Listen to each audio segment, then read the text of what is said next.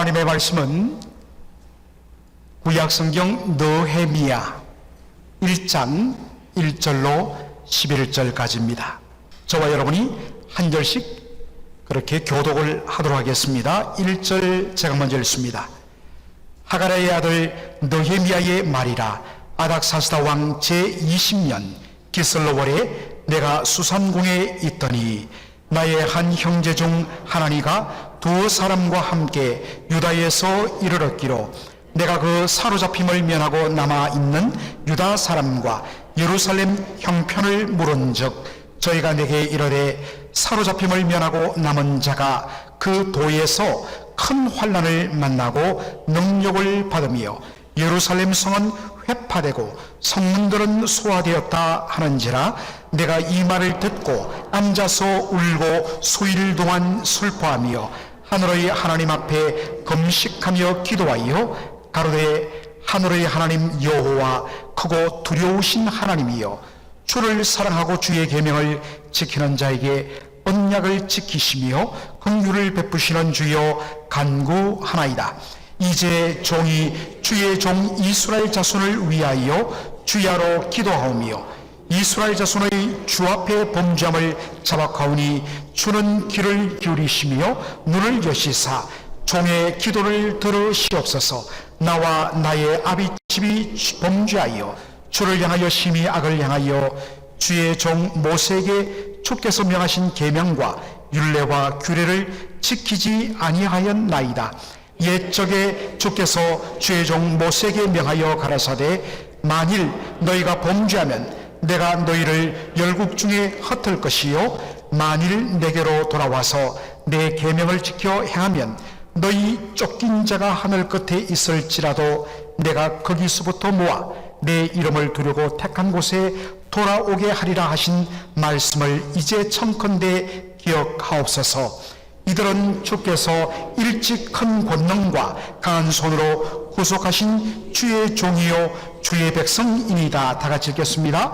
주여 구하오니 귀를 기울이사 주의 종의 기도와 주의 이름을 경외하기를 기뻐하는 종들의 기도를 들으시고 오늘날 종으로 형통하여 이 사람 앞에서 은혜를 입게 하옵소서 하였나니 그때에 내가 왕의 술관원이 되었었느니라. 아멘. 오늘 저는 느헤미야 1장을 중심으로 느헤미야처럼 like 느헤마이야 라는 점으로 말씀을 전하고자 합니다. 성도 여러분, 종종 여러분 TV를 통하여서 조선시대를 배경으로 하는 이 궁중의 장면을 보실 기회가 있을 것입니다. 거기 보면 임금님께서 수라상을 받으시는데 임금님이 먼저 수저를 들어서 음식을 먹지 않습니다.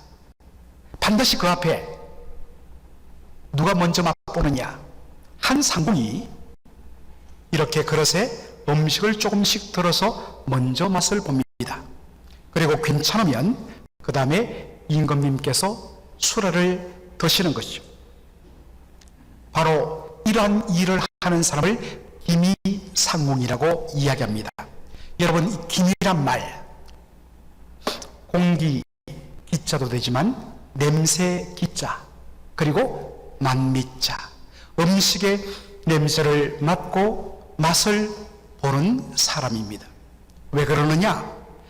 여러분, 고대시에 왕권 찬탈을 위하여 종종 음식이나 술에 독을 타서 독살시키는 일들이 일어나곤 했습니다. 이것을 막기 위하여 기미상국이 먼저 음식을 맛보는 것입니다. 그렇다면 여러분, 기미상국은 누구에게 이 직분을 맡기겠습니까? 왕을 가장 신뢰하고, 왕이 가장 신뢰하고 가장 믿을 만한 사람을 기미상궁에 임명을 하는 것입니다. 오늘 본문에 보니까 느헤미야의 직책이 뭐라고 되어 있습니까? 그때 내가 왕의 술 맡은 관은 술관원이 되었다라고 자기를 소개합니다. 컵베어럴, 술 맡은 자. 여러분, 우리가 술 맡은 사람을 그저 왕에게 술을 따라주는 바텐더, 그렇게 여러분 이해하시면 옳지 않습니다. 이 역시 왕의 독사를 막기 위하여 먼저 왕이 마시는 그 술을 먼저 맛보는 사람입니다. 따라서 술 맡은 관원은 왕이 절대적으로 신뢰하는 왕의 측권 중의 측권이 맞는 높은 직분입니다. 여러분, 고대 근동 지역 아수르, 바벨론, 그리고 페르시아, 이 고대 근동 나라의 술 맡은 관원은 조선시대 기미상궁과는 비교도 안 되는 높은 직책이었습니다. 한 예로 아수르 나라의 아이카르라는 인물의 일대기가 나오는데, 거기 보면 아이카르라는 인물을 이렇게 소개합니다. 아수르의 왕 에살하돈의 술 맡은 관원이며 국무총리인 아이카르. 아이카르는 술 맡은 관원이며 국무총리 이 두 직분을 같이 겸직하고 있었습니다. 물론 모든 술 맡은 관원이 다 한결같이 국무총리가 되는 것은 아니었습니다만 그만큼 고위 직분이 술 맡은 관원이었다는 것입니다. 더군다나 느헤미야는 유대인의 자손입니다. BC 주전 586년 바벨론에 의해서 남한국 유다가 멸망당하고 수많은 사람들이 포로로 끌려옵니다. 그리고 그 바벨론을 이어서 나라를 만든 페르시아가 계속 그것을 이어봤는데 그 밑에서 생활했던 사람들입니다. 그 후손인, 그 포로의 후손인 느헤미야가 왕의 가장 신뢰를 받는 최측근 중에 한 사람으로 술 맡은 관원이 되었다. 여러분, 그 영광과 위세가 얼마나 대단했겠습니까? 느헤미야는 정말 모든 부귀 영화를 누리면서 행복한 생활을 했습니다. 그런데 그의 일생을 완전히 뒤바꿔버리는 한 사건이 일어납니다. 2절로 3절 보니까 나의 한 형제 중 하나니가 두 사람과 함께 유다에서 이르렀기로 내가 그 사로잡힘을 면하고 남아있는 유다 사람과 예루살렘 형편을 물은즉 그랬더니 무슨 말을 합니까? 저희가 내게 이르되 사로잡힘을 면하고 남은 자가 그 도에서 큰 환난을 만나고 능욕을 받으며 예루살렘 성은 회파되고 완전히 브레이크 다운, 완전히 폭삭 무너지고 성문들은 다 소화, 불태워져 무너졌다는 것입니다. 여러분, 어떤 집에 불이 났습니다. 그래서 그 다음에 소방서가 와서 불을 끄고 나중에 그 다음날 보았더니 완전히 불타갖고 모든 것이 폭삭 무너져 버린 몰, 얼마나 흉물스럽습니까? 그런데 그것이 일개 집이 아니라 한 도시, 예루살렘 전체가 그랬다고 생각해 보십시오. 이 소식을 듣고서 느헤미야가 보인 반응이 무엇입니까? 4절 말씀.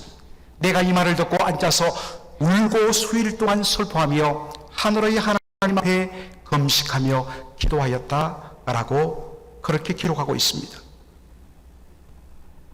이 소식을 듣고서 아파하며 슬퍼하며 울며 금식하며 그가 기도하는 가운데 왜 예루살렘이 이토록 비참한 일을 당하게 되었는가?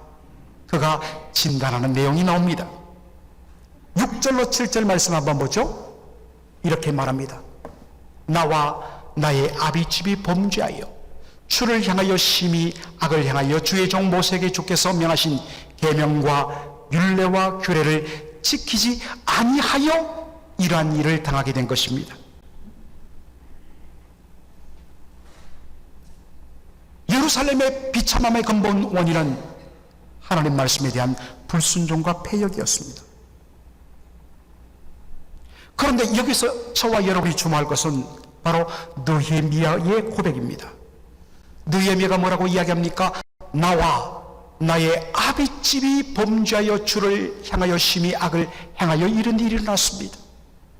여러분, 남왕국 유다가 멸망당하고 바벨론으로 포로로 끌려간 때는 BC 586년이었습니다. 그들이 그렇게 된 것은 당시 백성들의 패역한 삶이었습니다. 도무지 하나님의 말씀을 거부하고 우상숭배와 온갖 부패하고 타락한 삶을 끊임없이 범하였습니다. 그래서 멸망당했습니다. 반면에 느헤미야는 바벨론 포로 끌려간 그때로부터 약 100년 후에 출생한 사람입니다. 그때 태어난 사람입니다. 그러므로 100년 전에 일어났던 그 일에 대해서는 느헤미야는 그 어떤 책임도 없는 것입니다. 그럼에도 불구하고 느헤미야가 뭐라고 이야기합니까? 나와 나의 아비집이 죄를 범하여서 이런 일이 일어났습니다. 여러분, 느헤미야가 왜 이렇게 말을 했을까요? 그것은 이스라엘 백성들 내면 속에 흐르는 언약 공동체 사상 때문입니다. 쉽게 말하면 하나님과 언약을 맺은 모든 하나님의 백성은 다 하나라는 것입니다. 이것을 잘 보여주는 사건이 여호수아 7장에 나오죠.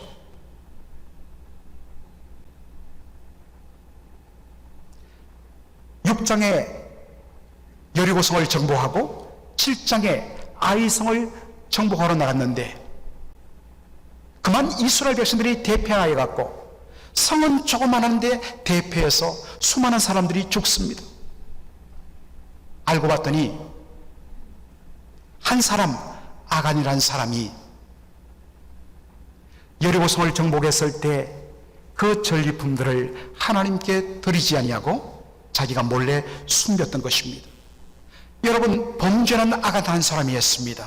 그러면 아간 한 사람이 그 다음 전쟁에서 그와 그 가족이 죽으면 되는 것입니다.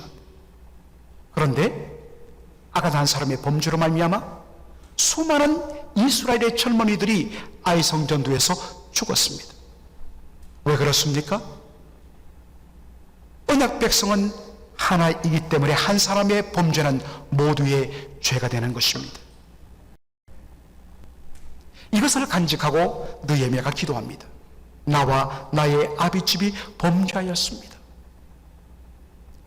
여러분, 이 모습을 가장 잘 보여주는 것이 뭐냐? 바울이 설명하는 교회의 모습입니다.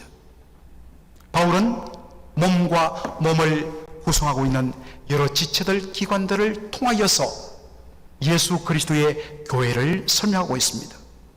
고린도전서 12장 26절로 27절, 만일 한 지체가 고통을 받으면 모든 지체도 함께 고통을 받고, 한 지체가 영광을 얻으면 모든 지체도 함께 즐거워하나니 너희는 그리스도의 몸이요 지체의 각 부분이라 그렇게 말씀합니다. 바울은 몸과 지체의 관계를 통하여 그리스도의 교회를 설명합니다. 여러분, 우리의 몸의 한 부분이, 우리의 몸의 한 지체가 아프면 어떻습니까? 온몸 전체가 함께 고통을 당합니다. 만일에 정말 몸의 한 기관이 깨어질 듯 고통을 당하는데도 몸의 다른 부분이 나는 고통을 느끼지 않는데 여러분 행복할까요? 아닙니다. 그것은 십중팔구 몸이 마비되었다는 것입니다. 신경이 살아있으면 여러분 고통한다는 것은 뭐겠습니까? 역설적으로 내 신경이 살아있다는 말입니다. 그런데 신경이 마비되어 버리면 그 고통이 전달되지 않습니다. 머리가 깨어지 아픈데 내 손은 멀쩡해 아무런 통증도 못 느낀다? 행복한 것이 아니라 너무나 불행한 것입니다. 그러나 이것보다 더 심각한 것은 뭡니까? 몸의 한 지체가 고통을 느끼는데도 내가 아무런 고통을 느끼지 못한다면 또 하나의 이유는 그것이 아예 몸에서 분리되었을 경우, 내 몸에 붙어 있지 않을 경우에는 고통을 느끼지 못하는 것입니다. 모든 신자는 예수 믿고 구원받은 적시로 내 개인으로 존재하는 것이 아니라 바로 그리스도의 몸에 연합되어 한 몸으로 존재합니다. 그러기에 한 형제가 고통을 당하면 교회의 다른 지체들이 함께 그 고통을 느끼게 하시 정상입니다. 한 자매가 기쁨을 얻고 영광을 누린다면 내일처럼 함께 기뻐하고 함께 즐거워하는 것이 지극히 정상인 것입니다. 여러분, 이것이 바로 주님의 교회입니다. 사랑하는 성도 여러분, 우리가 종종 망가하는 것이 우리의 본질적인 존재는 그리스도 예수 안에서 한 몸인데 어느 순간부터 우리가 개인주의의 팽보로 말미암아 나 혼자만 생각하는 그러한 잘못된 부분이 생겨났습니다. 다시 이것을 회복해야 합니다. 나는 내 믿음의 지체들의 아픔과 눈물에 대하여 함께 나의 것으로 여기고 아파하면 눈물 흘리는가? 그들의 아픔과 고통에 대하여 내 일처럼 몸부림치며 기도하고 있는가?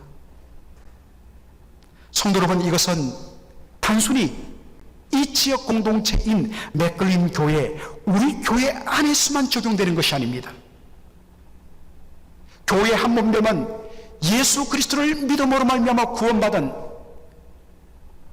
오고 오는 모든 세대의 그리스도인들, 그들의 피부 색깔과 그들의 언어와 그들의 교파와 교단을 뛰어넘어 전 세계 모든 교회가 다 그리스도 예수 안에서 한 몸 된 교회라는 사실입니다. 따라서 우리 교회만 잘 되면, 우리 교회만 부흥하면, 그러면 아무런 문제가 없다. 여러분, 바로 이것이 문제인 것입니다. 어떤 교회가 어떤 일로 몸살을 앓으면 아이고 저 교회는 무슨 문제가 있대라고 그냥 가십하고 그것을 재밌어 하는 것이 아니라 정말 그리스도 예수 안에서 내 한 몸이 지금 고통당하고 있는데, 그래서 그것을 온 교회가 기도 제목으로 삼고 우리의 형제된 그 교회를 주여 살려 주옵소서, 그 교회를 부흥시켜 주옵소서.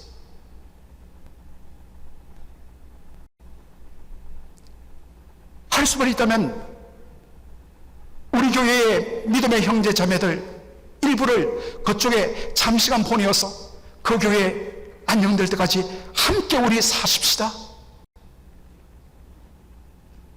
그게 그리스도 예수 안에 한 몸됨을 고백하는 일이란 것입니다. 여러분, 이렇게 여러분께 한번 적용의 숙제를 내어드릴게요. 이곳 벌지니아가 참 교회가 많아요. 여러분, 지나다 보면 정말 생소한, 우리는 장로교회입니다만 침례교회, 순복음교회, 그리고 감리교회, 그리고 성공회 에피스코팔 철치, 그리고 어떤 의미에서는 수많은 교파교회들이 있습니다.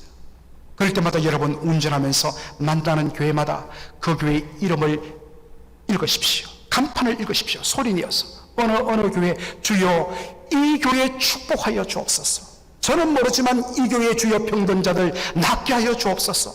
이 교회에 주께서 복을 내려 주옵소서. 잠시 몇 초간이라도. 그 다음에 또 교회를 만나면 그 교회 이름 부르고 주여 축복하여 주옵소서. 왜? 그리스도 예수 안에서 우리가 한 몸을 이루었기 때문입니다. 오늘 우리 심동철 장로님께서 대표기도 하면서 참 너무 귀한 강구를 해주셨어요. 한상호 목사님, 저희 교회에서 거의 10년 전에 섬기시다가 나가셔서 개척을 하셨습니다. 그리고 이제는 관계가 멀어진 것이죠. 그런데 한 목사님, 사모님이 교통사고를 당해서 심각한 위험 속에 빠진 것, 이것을 정말 우리의 기도 제목으로 삼고 기도한다는 것, 여러분 얼마나 자랑스러운지 몰라요. 그리고 당회가 결의했습니다. 주보에도 나왔지만은 다음 주일날 우리 한상호 목사님, 사모님, 한명숙 사모님, 그 과정이 굉장히 경제적으로 어렵거든요. 우리가 함께 십시일반으로 뜻을 모십시다. 그렇게 광고를 냅니다. 왜 그렇습니까? 그리스도 안에서 우리가 한 몸입니다. 여러분, 여러분이 힘을 모아서 만일에 우리가 다음 주에 몇만 불이 거쳤다 합시다. 그것이 그 가정 전체를 책임질 수가 없습니다. 그러나 다만 몇천 불이라도 우리가 힘을 다하여 내 사랑하는 형제가 아픔을 겪고 있을 때 모아서 우리가 드릴 때에 그것을 받아들이고 얼마나 위로가 되겠습니까? 사실 가장 위로와 은혜를, 기쁨을 누리시는 분은 우리 주님이십니다.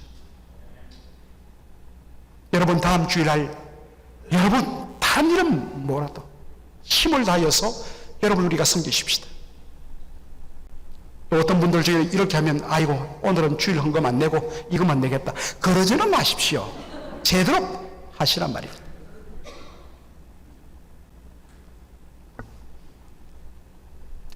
느헤미야는 예루살렘을 위하여서 간절히 기도하는 가운데 여러분 단순히 감정적으로 아이고 안 됐다 아파하고 눈물 흘리고 기도하는 것을 끝나지 않습니다. 진정한 기도는 액션입니다.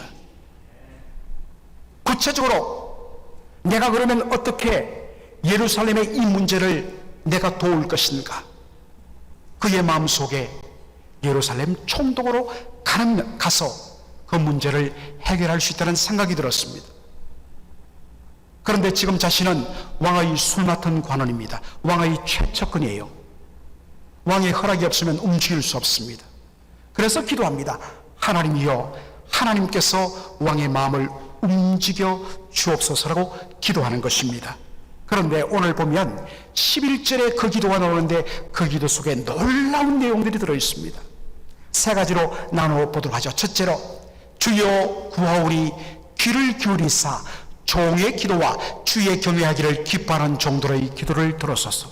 여러분 조금 이상하지 않습니까? 지금 예루살렘을 위하여 울며 염려하며 이 문제를 해결하기 위하여 기도하는 사람은 느헤미야입니다. 정상적이라면 느헤미야는 이렇게 기도해야 됩니다. 주여 구하오니 귀를 기울이사 저희의 기도, 종의 기도를 들어 주옵소서. 그런데 느헤미야는 어떻게 하죠? 주의 종 저희의 기도뿐만 아니라 주를 경외하기를 기뻐하는 다른 정도의 기도를 함께 들어 주옵소서. 느헤미야는 예루살렘을 위하여 염려하고 걱정하고 아파하며 눈물로 기도하는 사람은 나뿐이야 라고 생각하지 않았다는 것입니다. 비록 자신은 모르지만 지금 곳곳에서 자신과 같은 마음으로 예루살렘을 위하여 아파하며 울며 기도하는 수많은 종들, 그들의 기도가 있다는 것을 그는 받아들입니다. 사랑하는 성도 여러분, 주를 섬김에 있어서 제일 심각한 무서운 문제는 뭐냐면 바로 독선입니다. 나 외에는 없어. 여기서 다툼이 일어납니다. 그렇지 않습니다. 보이지 않는 곳에서 다양한 모습으로 교회를 사랑하고 섬기는 수많은 사람들이 있습니다. 엘리야가 마지막에 지쳐서 하나님 앞에 기도하죠. 로뎀나무 아래에서 엎드려 하나님 앞에 부르짖습니다. 하나님, 제 생명 걷어가 주십시오.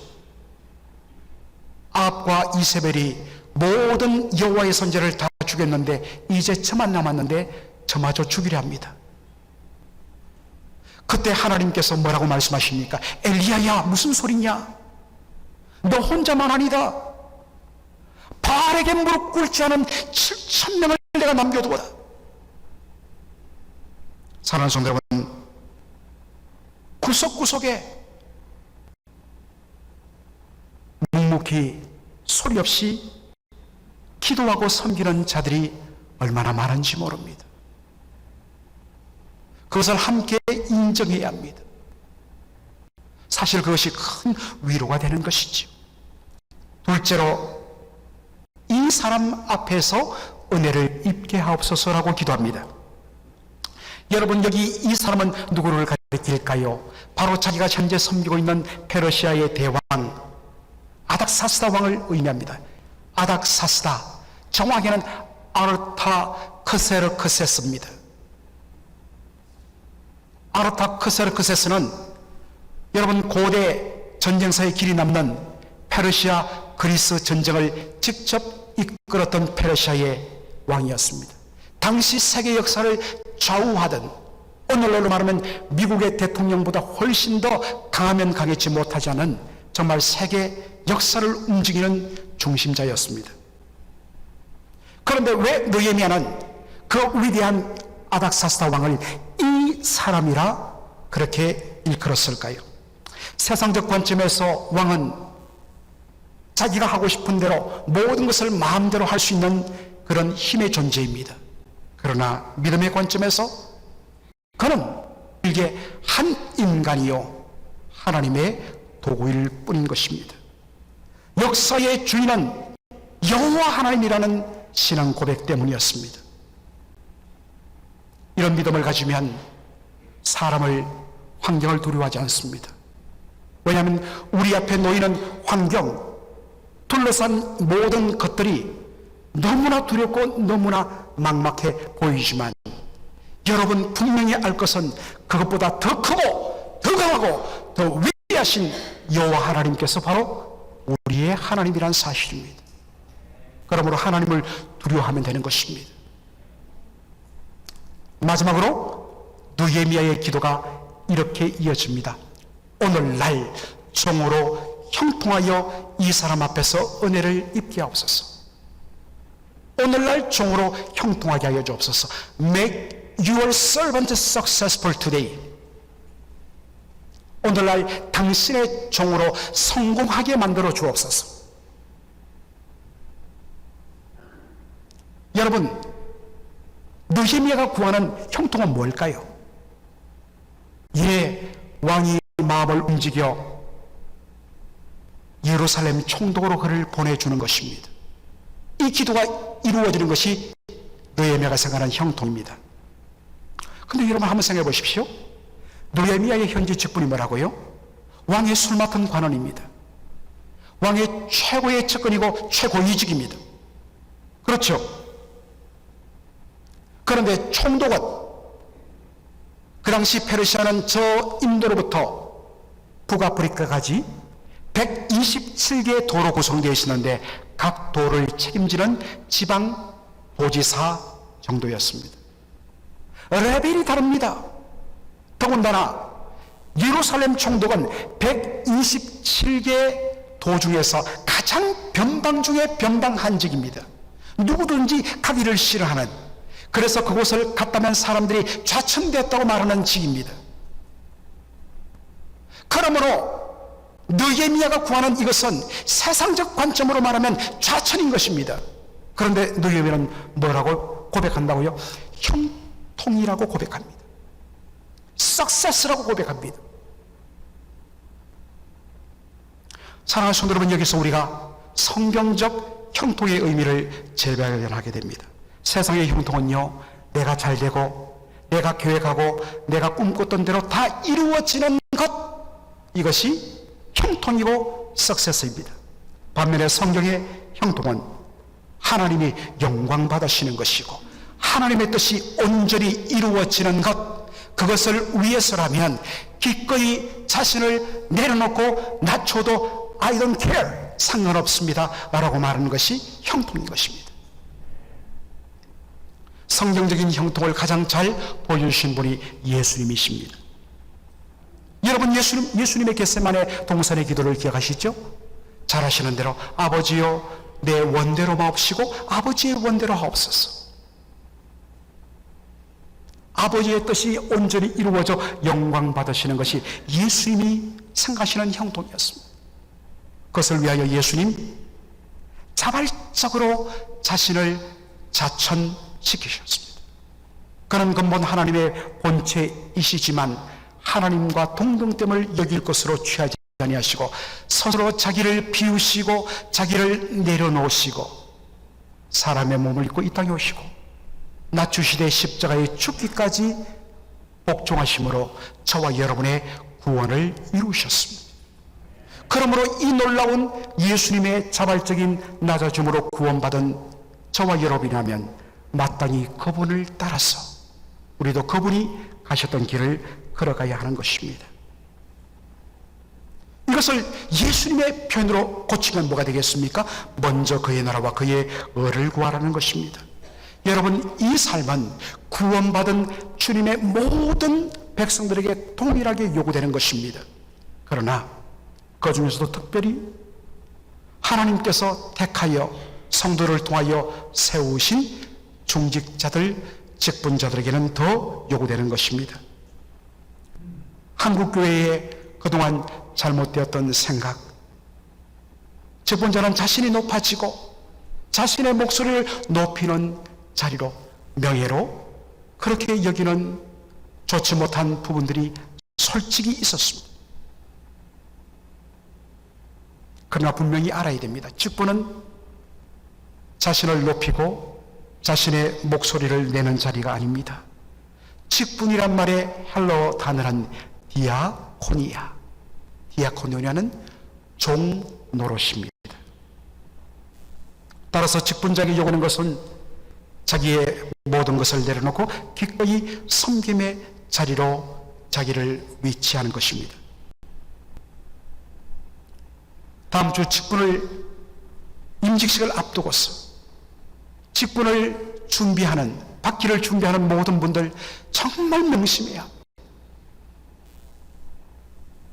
그리고 이미 장로님이 되셨고 권사님이 되셨고 안수 집사님이 되신 분들은 여러분이 임직받을 때 눈물로 받았던 그것들을 다시 돌이켜봐야 합니다. 그때 내가 종으로서 교회를 섬기며 성도들을 섬기며 정말 온전히 주님만 잘 되시면 저는 낮아도 좋습니다 했던 그 눈물의, 안수받을 때의 눈물의 고백들, 그 눈물을 아직도 갖고 있느냐? 어느 순간부터 어른 노릇하며 후배들 지적질인하고 야단치고 왜 나를 섬겨주지 않느냐 하는 그러한 잘못된 모습으로 나가고 있지 않았는지, 저희 교회는 그런 분들이 거의 없습니다만 여러분들 돌아보시기 바랍니다. 주님이 높아지고 성도들이 행복해진다면 나는 얼마든지 낮아지고 쇠해져도 감사하고 행복하겠다. 다시 한 번 더 그 옛날 내가 받았던 임직의 감격을 떠올리면서 제 헌신을 하시는 우리 모든 임직자들, 직분자들, 그리고 우리 모든 주의 백성들 되기를 주의 이름으로 축원합니다. 아멘. 살아계신 우리 아버지 하나님, 은혜와 사랑을 감사합니다. 아버지 하나님, 오늘 느헤미야의 눈물과 간구와 하나님 그의 기도를 통하여서 진정 이 시대 우리 성도의 삶이 어떠해야 하며 특별히 앞장서서 섬기는 직분자의 삶이 어떠해야 함을 알게 하여 주신 것을 감사합니다. 오늘 이 말씀을 통하여 우리의 삶이 느헤미야의 삶이 달라졌던 것처럼 우리의 삶이 달라지고 주님이 높아지고 주님께서 기뻐하시고 성도들이 행복해진다면 주여 기꺼이 내려놓겠습니다. 기꺼이 낮추겠습니다. 기꺼이 섬기겠습니다. 결단하는 우리 모든 성도들 되게 축복하여 주시옵소서. 주께서 부탁하신 이 사명, 화목해 하며 섬기라신 이 부탁을 오늘도 가슴에 붙들고 믿음으로 살아가고자 결단하는 모든 성도들 위해 우리 주 예수 그리스도의 은혜와 아버지 하나님의 사랑과 성령의 위로교통 충만 역사함이 이제로 영원토록 함께 있을지어다. 아멘.